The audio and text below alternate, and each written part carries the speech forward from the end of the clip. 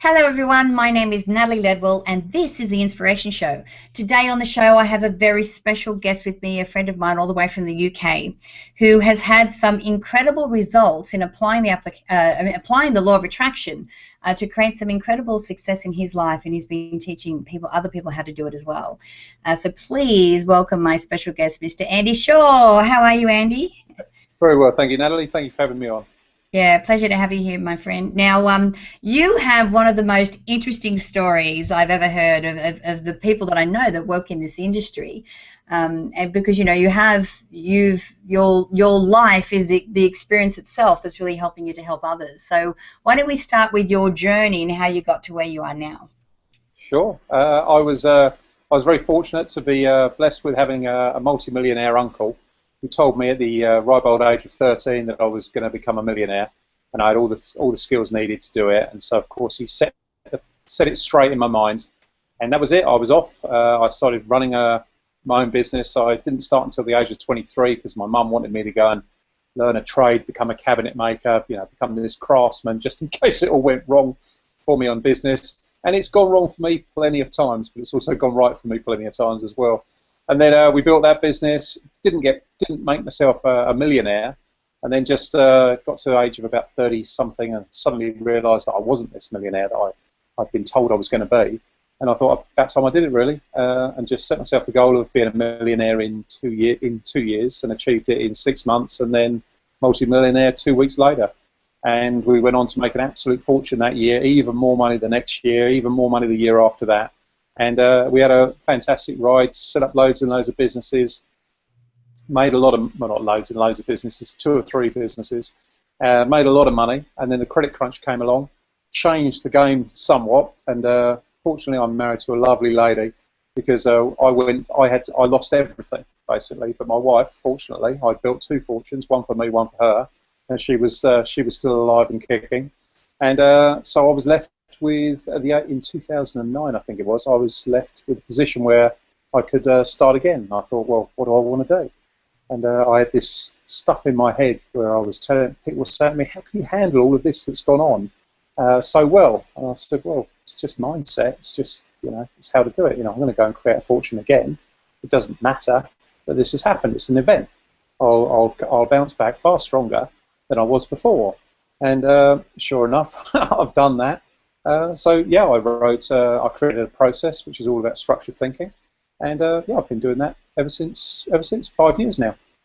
Yeah, I'm exactly the same. Sometimes we need a reset. With the credit crunch that's in the crisis, I think that's really it really helped to reset the economy. And the thing is, you go, okay, rules have changed. I mean, that's life, that's business. It's going to have many more times. So you just go, okay, what are the new rules? What's the new thing? Dust yourself off, and up you go again, which is exactly what you've done. Yeah. So I know that the previous book and program that you've been running is called A Bug-Free Mind, and so you've been helping people structure the way that they think. Yeah. So explain a little bit about that, so that people understand what that means. Sure. We all once upon a time we all thought naturally successfully, and what happens is as we get older, we have less and less contact with our success mindset. It gets bred out of us through the education, media, parents who mean well, but they just give us the wrong advice. They teach us what to think, but they don't teach us how to think. And what I do is I teach little structures in the mind. It's like putting little signposts in the mind that when a problem comes up, well, this problem is going to hurt you if you carry on down that road. Well, here's a signpost to remind you that that problem's there, and you already know that that road's going to take you the wrong way. Well, how about going the other way instead? And that's all it is. It's a little structure to cut you off from going the wrong way. Very, very simple, very, very easy. I don't really like doing anything too hard.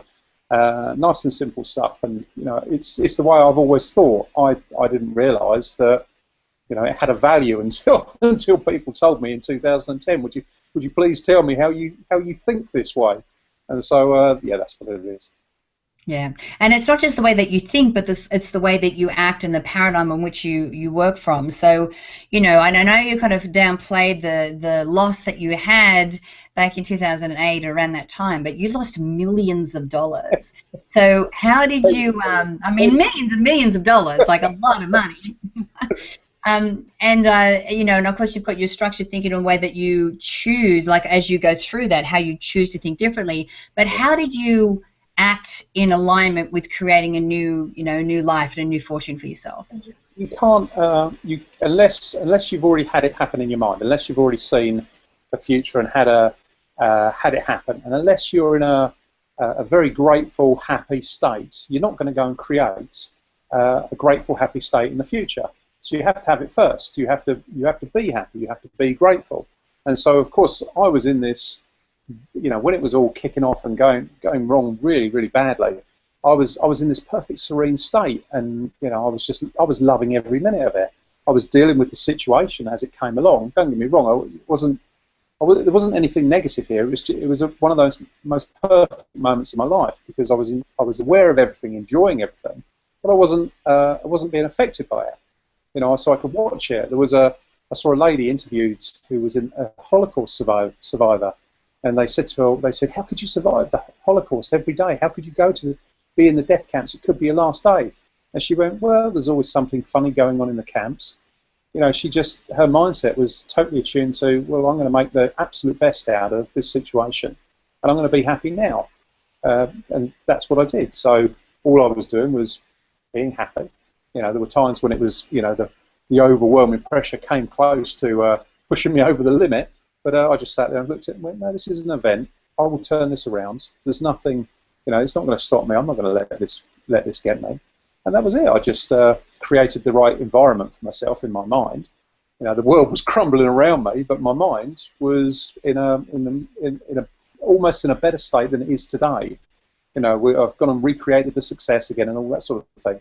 But today, my mindset was I was really into it in such a way that it was a perfectly serene, wonderful period of my life, which is crazy when you think about it, but that's just the way it was.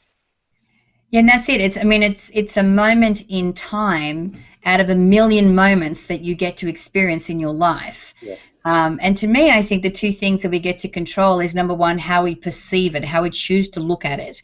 Because, you know, we can focus on the negative part of it. And believe me, when you're losing a lot of money and you're going through a separation or a loss of whatever kind, you do want to go through that emotion that's connected to it. But then, you know, to stay there and focus on the negative of it is not really serving you.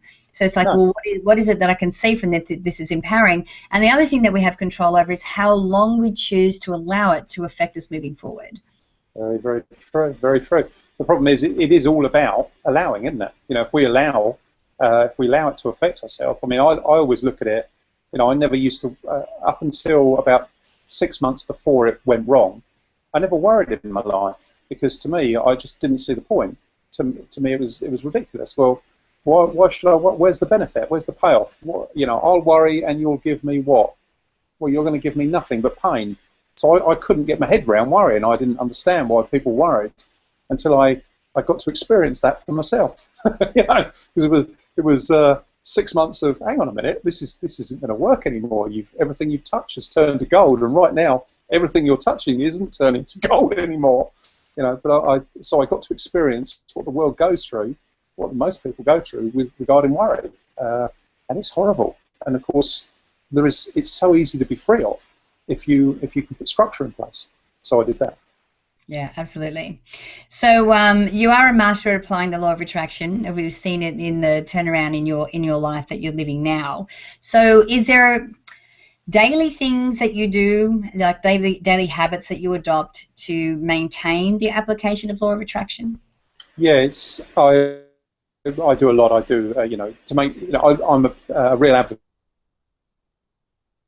If you don't plant flowers, weeds will grow. So I spend a little bit of time every day on my own mind, just a little, not too much. I don't put too much in it. 10, 15, 20 minutes, just to make sure my mind's in tune, going the right way. So in other words, making sure I'm happy, grateful, in the right place, ongoing. Because if you don't stop for yourself and take time out for yourself, then pretty soon, no matter, you know, I've seen some super successful people go downhill very, very fast when they don't take out just a little bit of time for themselves. So yes, I do that on a daily basis, and sometimes 2-3 hours a day whenever I feel like it. Excellent. So what do you think are some of the things that, for people who think they're applying the law of attraction and doing everything right, what do you think some of the things that they forget to do or some of the pitfalls they fall into? The biggest one of all that I found is people don't go and fully experience having it. If they desire something, I get people to go and absolutely have it. People say, well, you've got to have it in the present tense. I do it a little bit different to that. I say, look at it as if it's something that happened a while ago. It can be yesterday or it can be 10 years ago, but just go and look at it like it's something that completely happened and go and experience it.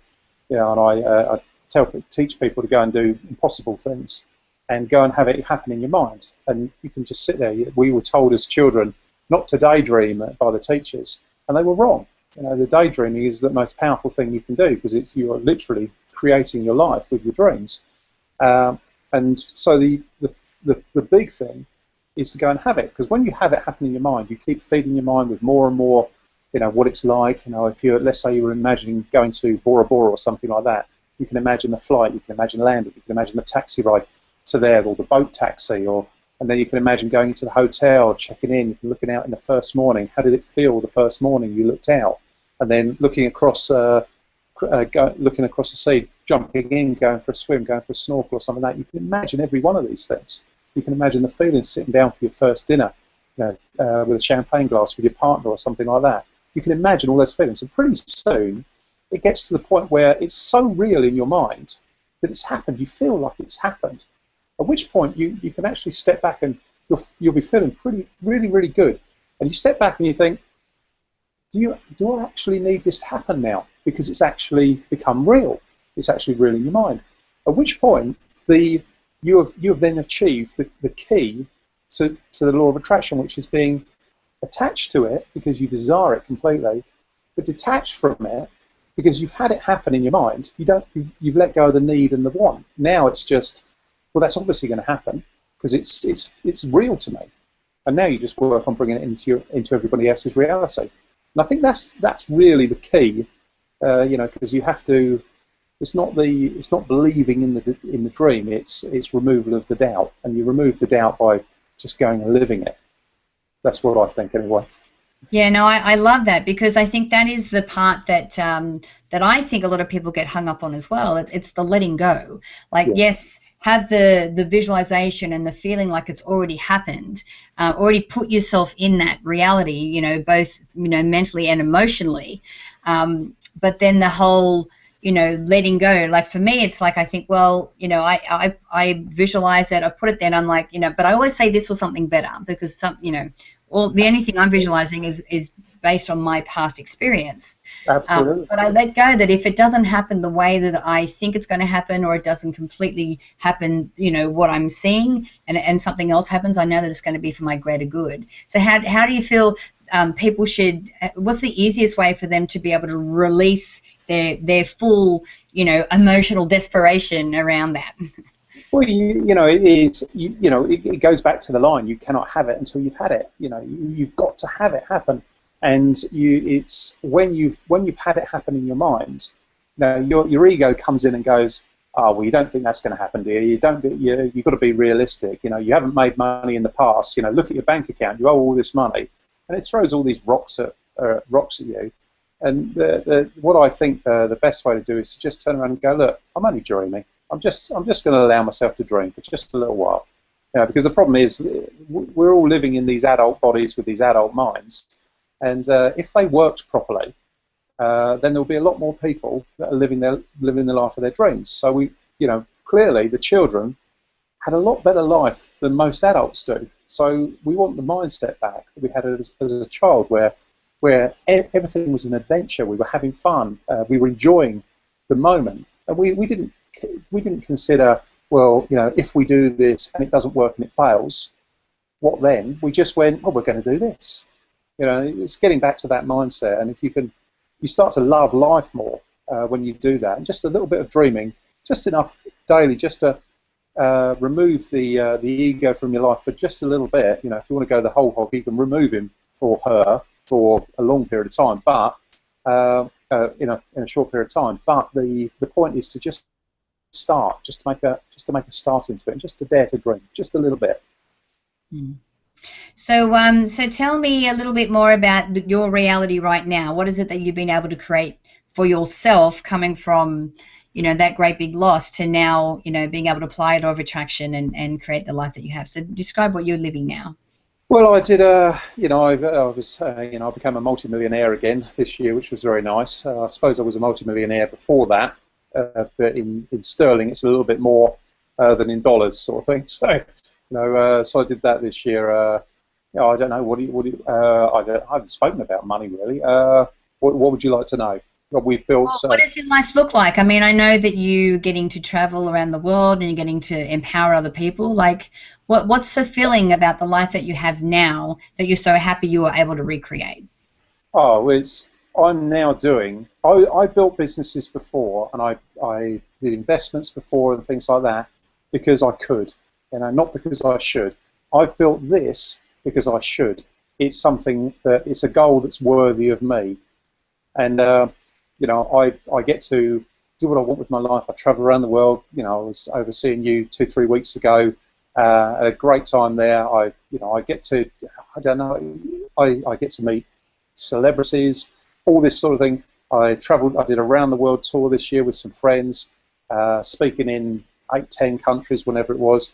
I work when I want, I do what I want. If I want to write a book, I'll write a book. I live a dream life, really. I spend a lot of time with my family. I work from home because I refuse to work from an office. My wife and my daughter are in the next room at the moment, and they've been told to keep the music down because my daughter loves dancing. Yeah, you know, I get up in the morning and do what I want. Yeah, I live. You know, I've been with my partner now for 25, 26 years, sort of thing. We have a dream life, to be quite honest. You know, like yourself. You know, as we spoke recently, I'm so pleased that you've got the deal with Colombia, and you know, I'm working on a similar thing for myself with another country, and it's just fantastic. Every day I wake up and these people have sent me testimonials saying, "Thank you for changing my life. God, you got me out of trouble. I've stopped being depressed and all this." Well, how can you have a bad day? You know, I've designed my life since what I was doing before. I designed my life so that everything I do in my life is pleasurable, and it's just a different level of pleasure. I mean, about 6 weeks ago, I had the worst day of my year, and the worst day of my year was the carpet fitters were coming, so we had to move the furniture into the conservatory so the carpet fitters could lay the carpet, and that was the worst thing I've had to do this year. You know, it's ridiculous. But if I sat back and designed my whole life, I went, right, okay, what do I want to remove from my life, so that all I have is pleasure, and that's what I've done. So it isn't something I just clicked my fingers and one day happened. It was a little bit each. Right, okay, how can I get this thing I don't like out of my life?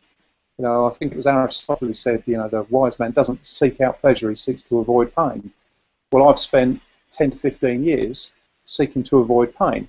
And so I've slowly removed pain from my life in every area I can find it.